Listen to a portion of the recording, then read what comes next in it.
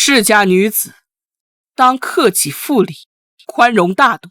沈虽安，你身为大夏朝第一名门贵女，这个道理你还是懂的吧？但臣女实在是不想再嫁陆恒，臣女想嫁他。夜深人静，烛火摇曳，当屏幕上的字幕缓缓浮现京城第一名门贵女过来祈福了，一场关于命运、背叛与觉醒的大戏就此拉开序幕。我们看到的不仅仅是字幕，更是一个灵魂泣血的回溯与一场步步为营的复仇。故事的主人公沈岁安以一句冷静的我是沈岁安自我介绍，但这平静之下却暗藏着惊涛骇浪，因为他紧接着道出的是上一世我恪守礼仪，温良恭顺。这短短12个字是他前世悲剧的注脚，也是一个时代对女性最沉重的枷锁。他曾以为遵循3从4德便能安稳一生，却在国公府内蹉跎半生，最终被未婚夫陆恒和他的白月光害死，这是何等的绝望与不甘。然而命运的齿轮在此刻倒转，老天长眼，我重生了。沈岁安带着所有的记忆与仇恨回到了悲剧的起点，与陆恒完婚前。这一次他不再是那个任人拿捏的软柿子。当陆恒的妹妹陆嫣理直气壮地讨要他的金丝镯子，当陆恒用你最是心善大度的道德枷锁绑架他，要求他接受他对外室宋秀芝的同情时，沈岁安的回应不再是隐忍，他直接对峙，索回被夺走的财物，甚至不惜当众揭穿陆恒将他的信物转赠外室的丑事，掷地有声的宣告明日记得来退婚。这份决绝的勇气从何而来？因为他深知短暂的忍让换不来尊重，只会助长恶人的气焰。他这一世的目标无比清晰，我要摆脱3从4德带给我的束缚，保护好那些疼我爱我之人。而在这场反抗中，一个意想不到的变数出现了，陆恒的兄长被称为活阎王的镇抚司指挥使陆渊。他看似冷酷不羁，言语毒舌，一句这一身蠢出天际的光芒，照得我眼睛都睁不开了，将陆渊的刁蛮贬得一文不值。但他却精准地看到了沈岁安被困于樊笼的处境，并向他伸出了援手，想逃离这座樊笼吗？我助你。他并非传统意义上的英雄，他的帮助带着几分玩味与试探，却成了沈岁安破局的关键力量。他甚至不小心请来了太后，让陆家一门的虚伪与算计在最高权力面前无所遁形。剧情的高潮在于寿宴之上的正面交锋，面对老夫人的和稀泥，陆恒的倒打一耙，沈岁安寸步不让。当太后以先皇口谕为由，意图用赶走外室来平息事端，让他继续这段婚姻时，沈岁安做出了一个让所有人瞠目结舌的决定。他没有屈服于世家女子当克己复礼的训诫，而是将手指向了那个最令人畏惧的男人陆渊。臣女想嫁他，这个选择不仅仅是退婚，更是对命运最激烈的反抗。陆渊出身有侠，手握权柄，行事乖张，与温润世子陆恒是完全相反的存在。选择他意味着选择了一条充满未知与风险，却也彻底挣脱旧秩序的道路。这不仅是选择一个夫君，更是选择一种全新的生存方式。而陆渊那句好一个以身相许，等着本官这就进宫求圣上降下赐婚圣旨，则预示着一段强强联合、颠覆常规的关系即将展开。想逃离这座樊笼吗？我助你。我在家从父，出嫁从夫，这是身为儿媳主母的本分，我怎么能逃呢？真是无趣。这偌大的京都，连个有趣之人都寻不到。你认识我？这怎么回事？是，你害我满门，今日我就杀了你这奸佞之臣！上！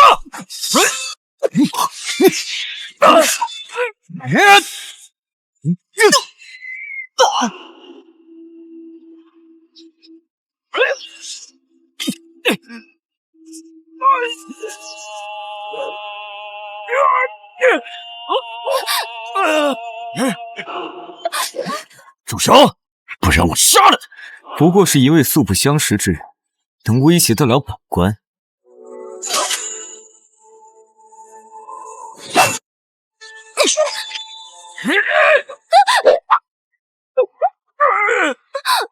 大人，你没事吧？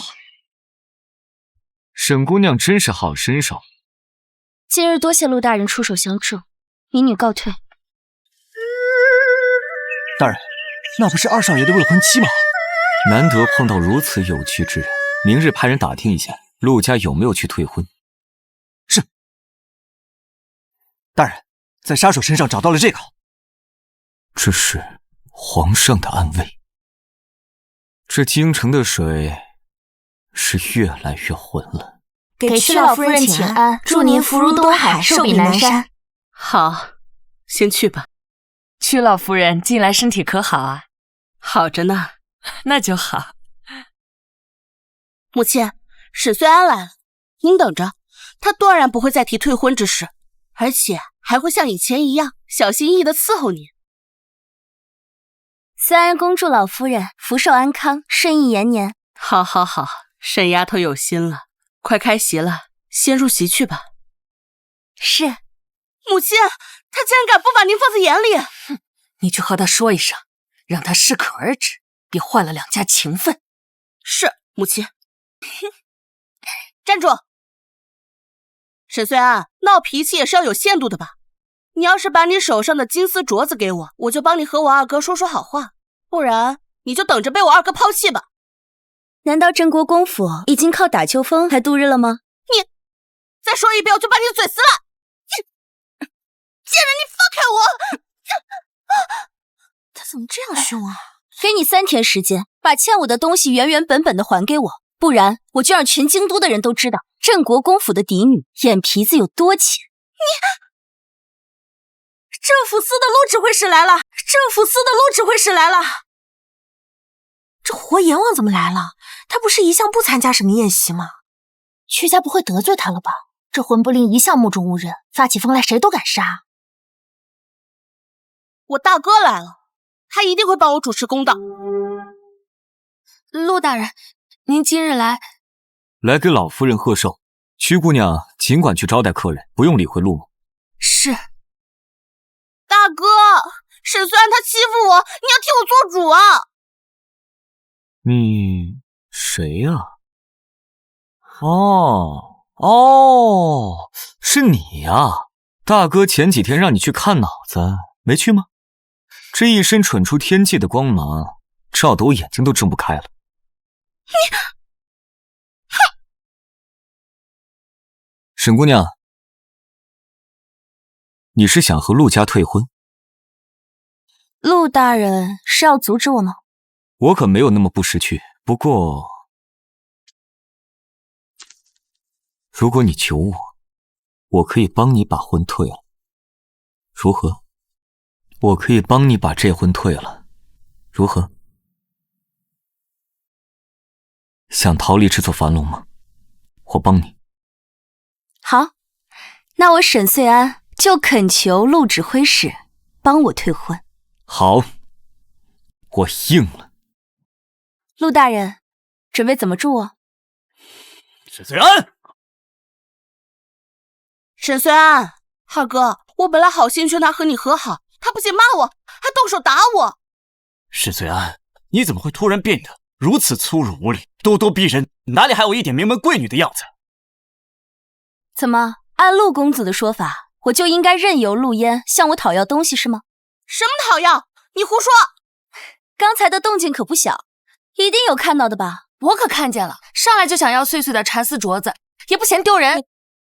你头上戴的簪子也是沈岁安的吧？这好像是他亲手画的样子。那都是沈岁安为了讨好我二哥自愿的。我说过，3天的时间，把我的东西原原本本送回来，不然无故偷窃或抢夺他人贵重物品，按律重罚。你抢的这些，估摸杖责30，处10年大牢。大哥，不如你现在就跟我去一趟镇抚司。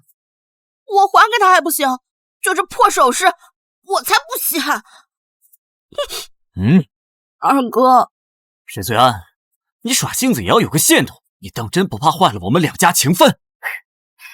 你勾3搭4的时候，怎么不想着两家情分？我说了，我和宋姑娘并无关系，你非要当着这么多人的面来胡乱攀咬，坏了他人清白。清白？那可不可以劳烦陆指挥使去一趟雨花巷3弄？我怀疑那里有人偷窃，请陆大人找回我丢失的玉佩和香囊。来人，跟本官走一趟。不行，不能去。你是怕你的美娇娘被带走吗？陆恒，你千不该万不该拿着我送你的信物去讨好那个卖酒女。前世宋修耻故意在我面前炫耀，如今终于派上了用场。岁岁，你听我解释。多说无益，既然你不敢上门退婚，那我请大家做个见证，我沈岁安要和陆恒退婚。我不同意。哎呀，沈丫头，怎么就闹到这个份上了？恒儿素来心软，一时被迷了心窍也是正常。以后我们一定严格管教，给你一个说法，可好？都散了吧，别毁了今日的寿宴。说的好听，不就是想混过去？前世我就是被他诓骗了大部分的嫁妆，才在陆家举步维艰。夫人说这么多，不会是想在众目睽睽之下逼我认下这口气吧？沈丫头要是还不满意，我现在就代表陆家和你道歉。一大家子欺负人家一个小姑娘，真不嫌丢人。你今日不是要去宫里当值吗？在这里做什么？我忘了跟你说了，我今天误送太后娘娘来为屈老夫人贺寿。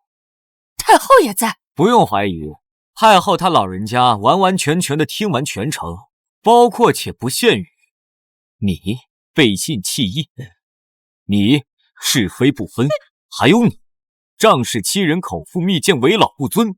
住口！这孽子，你到底想干什么？只是在陈述事实，回头再和你这孽子算账。恒儿，我们去和太后请安。沈姑娘，我又救了你一次，别忘了报答。前世太后并没有出现，是陆渊他叫来了太后。你们陆沈两家可是对这门婚事不满意呀？臣女恳请太后娘娘为我和陆二公子解除婚约。哎呀，只不过是小孩子们闹了别扭，太后您别当真。我们陆家可是盼着岁岁嫁进来。陆沈的婚约是先皇所赐，先皇去世前就留下这一道口谕，哀家实在不愿违背先皇的遗志。怪不得上一世祖父求到宫中，想退婚却未能如愿，原来这桩婚事是先皇所赐。竟然是先皇口谕，倒是我弄巧成拙了。今日哀家做主，把陆恒的外室赶出京城，令他永世不得回京。如此，你可满意啊？世家女子当克己复礼，宽容大度。沈随安，你身为大夏朝第一名门贵女，这个道理你还是懂的吧？有太后下旨，陆恒再无可能把宋秀芝收为外室。我已经改变了前世悲惨的根源，臣女谢过太后。又是个无趣之人罢了。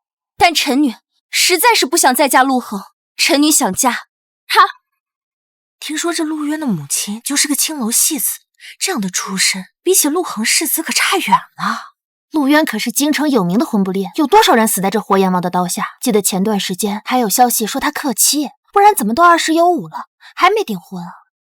太后娘娘，当初先皇口谕是给沈陆两家赐婚，陆渊身为长子，我嫁给他并不算违背先皇遗愿，还请太后娘娘成全。你可想好，今日一过，断没有再反悔的可能。臣女绝不后悔。好，哀家准了，拜驾回宫。陆大人，可否一步？陆大人，你凭什么认为我会娶你？就凭我这张在京城也是数一数二的脸，难道陆大人不喜欢吗？开个玩笑，陆大人帮我叫来了太后，但是却害我退不成婚，如今作为补偿，只能求大人以身相许了。大人可愿意？好一个以身相许！等着，本官这就进宫求圣上降下赐婚圣旨，免得有变故。去告诉四皇子，明日按楼见。大人不是一心只想做纯臣吗？好不容易有个有趣的姑娘要嫁我，总得给人家一个安稳的未来。